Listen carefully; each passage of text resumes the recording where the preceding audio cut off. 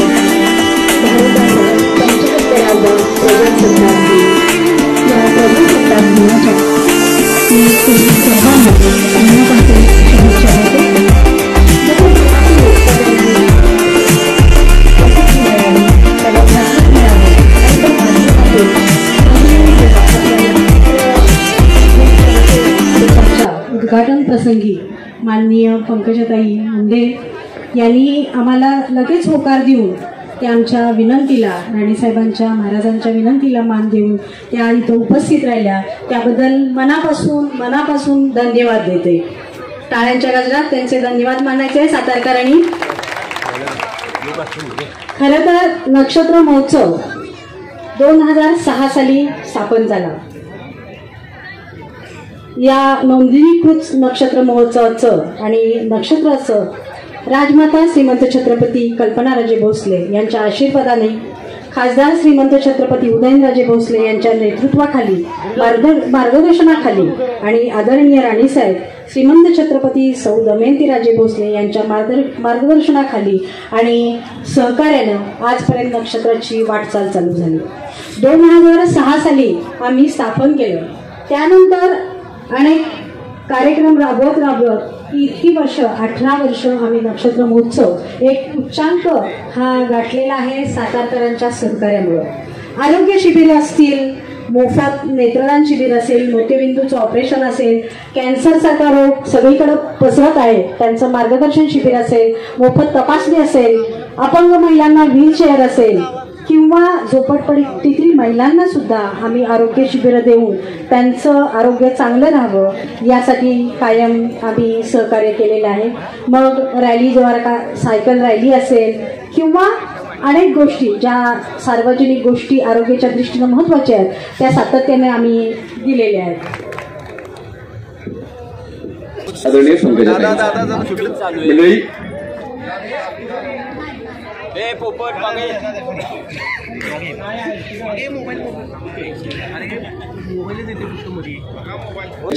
प्रचंड गजरामध्ये आपण या सत्काराला साथ दिली.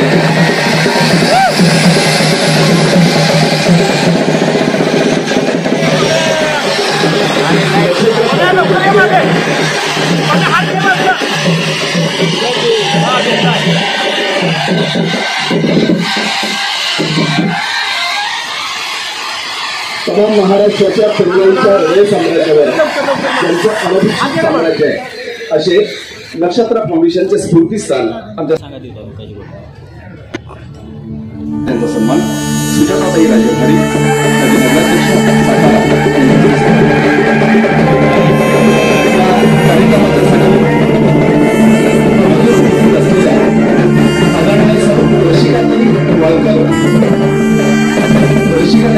मॅडम आपण उपस्थित आहात. आपला सन्मान उपक्रमशील आणि कर्तव्यदक्ष जिल्हाध्यक्ष आदरणीय श्री त्या ठिकाणी परिषदाताई पाटोळकर मॅडम यांचा या ठिकाणी सन्मान होतो.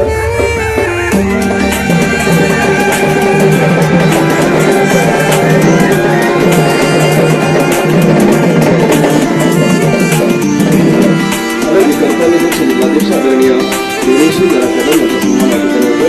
या कार्यक्रमासाठी खास उपस्थित असलेले महाराष्ट्र राज्य भारतीय जनता पार्टीचे सचिव आदरणीय भरत पाटील आपण या कार्यक्रमाच्या निमित्ताने उपस्थित आहात. सातारा जिल्ह्याच्या जिल्हाध्यक्ष पदाची त्यांचा शब्द मी पाळला नाही, कारण माझ्या शिवशक्ती परिक्रमेला जर उंची मिळाली असेल ना केवळ माझे तुमच्या तिथल्या उपस्थितीमुळे त्याला उंची नाही. हे पहिला दिवसच तुम्ही एवढा उंचावर नेऊन ठेवला की नंतर ती यात्रा फार मोठ्या प्रमाणात गेली. मुंबई साहेबांच्या स्मारकाच्या दिवशी सुद्धा राजे उपस्थित होते आणि जेव्हा ते मंचावर उभं राहून भाषणाला ते इतके घाई वाटले की 2 मिनिटं स्तब्ध पूर्ण 1 लाख लोक समोर असते, शांतता पूर्ण होती. राजेंबरोबर अख्खा सभागृह अख्खी पब्लिक त्यांना घाई होती. काय आहे प्रेम आहे, नाते काय आहेत. आता जातीपातीच्या जीवावर राजकारण करणाऱ्यांनी आणि आता जातीपाती भिंती बांधून त्याची स्वतःची सोय करणाऱ्यांनी बघावं. एका छत्रपतीचं राजासारखं मन ज्यांनी आमच्या सरकारला इतकं प्रेम दिलं, माझ्यासारख्या मुलीला बहीण मानलं, हे काय कारण आहे. पंकजा मुंडे आणि छत्रपती उदयनराजे भोसले भाऊ असल्याचं हेच राजांना अपेक्षित आहे, त्या छत्रपतींना हेच अपेक्षित आहे, हेच अपेक्षित आहे. आमचे छत्रपती शिवराय असे सांगायचे, उभ्या पिकातून कधीही गोड्याने जायला नाही पाहिजे, कारण शेतकऱ्याचं नुकसान होईल कितीही. सर्वप्रथम या ठिकाणी व्यक्तिशः माझ्या वतीने आणि व्यासपीठावरती उपस्थित सर्व मान्यवरांच्या वतीने आणि लोकशाहीतल्या आपणासारखे सर्व राजांच्या वतीने छत्रपती शिवाजी महाराजांना आणि मुंबई साहेबांना विनम्र अभिवादन करतो. आज त्या ठिकाणी माझ्या बहीण पंकजाताई या ठिकाणी आल्या. खऱ्या अर्थाने केवळ सातारा तुमचं माहेर नाही, एक लक्षात घ्या, मुंबई साहेबांनी अनेक लोकांनी एवढं प्रेम केलंय की संपूर्ण महाराष्ट्र तुमचं माहेर आहे. या कार्यक्रमाच्या नक्षत्राच्या अध्यक्षा यांनी नुकतंच सांगितलं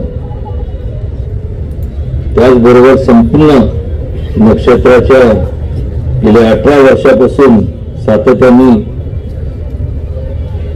त्यांच्या पुराशी एक विचार घेऊन की गृहलक्ष्मीला कधीतरी ती उद्योग लक्ष्मी बनली पाहिजे, त्या भावनेने प्रेरित होऊन धनंजयराजेंना त्यासोबत स्मिता बोडके असतील, सुजाता राजे नाईक, स्नेहल राजे शिर्के, मायाताई पवार, आशाताई जाधव, गणेशीताई नाईक, कल्पनाताई चतुर, सुनीता परांदे, अरुणाताई, अमिता शेट्टी, सीमाताई केबत, संतोष कंसे, प्रवीण बसके आणि उपस्थित या कार्यक्रमासाठी सर्व आपण ज्येष्ठ श्रेष्ठ पदधारी सर्व व्यक्ती, सर्व माता भगिनी आणि माझ्या तरुण मित्रांनो,